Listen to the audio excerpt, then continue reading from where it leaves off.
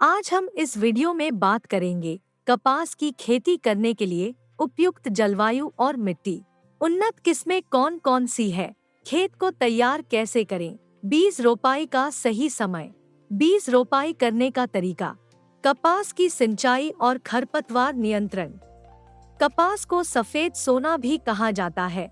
इसकी खेती नगदी फसल के रूप में होती है। कपास की खेती से किसानों को अच्छा मुनाफा मिलता है। इसकी खेती भारत के कई राज्यों में की जाती है। बाजार में कपास की कई प्रजातियां आती हैं, जिनसे ज्यादा पैदावार मिलती है। जिसमें ज्यादा लंबे रेशों वाली कपास को अच्छा माना जाता है।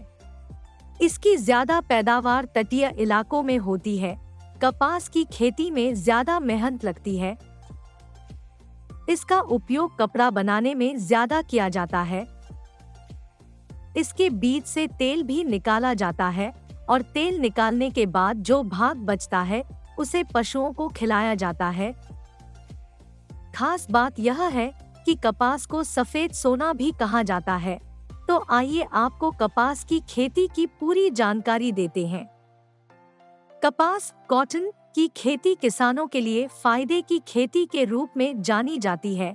इसकी पैदावार नगद फसल के रूप में होती है।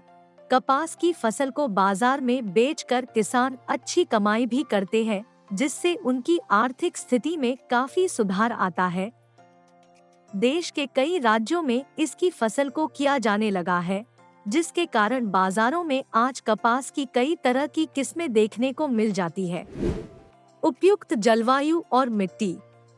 बलुई दोमट मिट्टी और काली मिट्टी को कपास की खेती के लिए अच्छा माना जाता है। ऐसी मिट्टी में कपास की उपज काफी अच्छी होती है, लेकिन वर्तमान समय में कई तरह की किस्में बाजार में आ चुकी है, जिससे कपास को अब पहाड़ी और रेतीली जगहों पर भी आसानी से उगा सकते हैं। कपास की खेती में कम पानी की आवश्यकता होती है, इसलिए इसे अच्छी जल निकासी वाली मिट्टी में उगाना चाहिए। इसके लिए भूमि का पीएच लेवल 5.5 से 6 के मध्य होना चाहिए। कपास के पौधों को बड़ा होने के लिए 25 से 30 डिग्री तापमान की आवश्यकता होती है। इससे अधिक तापमान पर भी यह अच्छी वृद्धि कर सकते हैं। उन्नत किस्में। बाजार में कपास की कई उन्नत किस्में आती हैं, लेकिन इन सभी किस्मों को उनके रेशों के आधार पर बांटा गया है। खास तौर पर इन्हें 3 भागों में रखा गया है। नंबर 1, छोटे रेशों वाली कपास।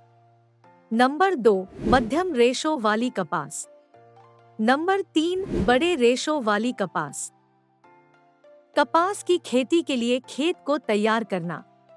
सबसे पहले खेत की अच्छे से जुताई कर ले और उसे कुछ दिनों के लिए खुला छोड़ दे। अब खेत में गोबर की खाद डालें। इसके बाद खेत की 2 से 3 बार जुताई कर दें, ताकि खेत में गोबर का खाद अच्छे से मिल जाए। अगर बारिश न हो तो खेत में पानी छोड़ दे और इसके सूखने के कुछ दिन बाद खेत की जुताई कर दे। ध्यान दें कि इस बार खेत की मिट्टी को समतल करके पाटा लगा लें। इसके बाद खेत में उर्वरक यानी 25 किलो डीएपी और 25 किलो पोटाश डालकर खेत की जुताई के साथ साथ खेत में पाटा लगाकर शाम के वक्त कपास के बीज को लगाएं। बीज रोपाई का समय। कपास के बीजों को उनकी प्रजातियों के अनुसार बोया जाता है। अगर खेत में सिंचाई की उचित व्यवस्था है तो इसकी रोपाई अप्रैल से मई के बीच कर सकते हैं। इससे फसल को पकने के लिए वक्त मिल जाता है। अगर सिंचाई की उचित व्यवस्था नहीं है तो उस खेत को तैयार करना पड़ता है। जब पहली बारिश हो तब खेत में उर्वरक डालकर तुरंत बीजों की रोपाई कर देना चाहिए।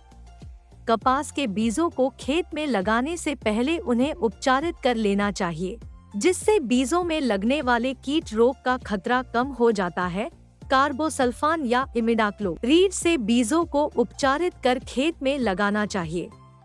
देशी किस्म के बीजों को खेत में लगाते समय 2 लाइन के बीच 40 सेंटीमीटर तथा 2 पौधों की बीच में 30 से 35 सेंटीमीटर की दूरी का होना जरूरी होता है। बीज रोपाई करने का तरीका।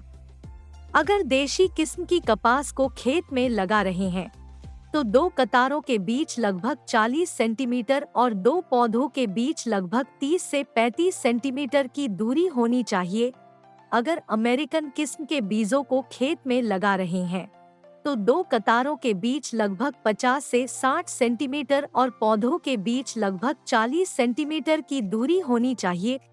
इसको जमीन के अंदर लगभग 4 से 5 सेंटीमीटर नीचे डालना चाहिए।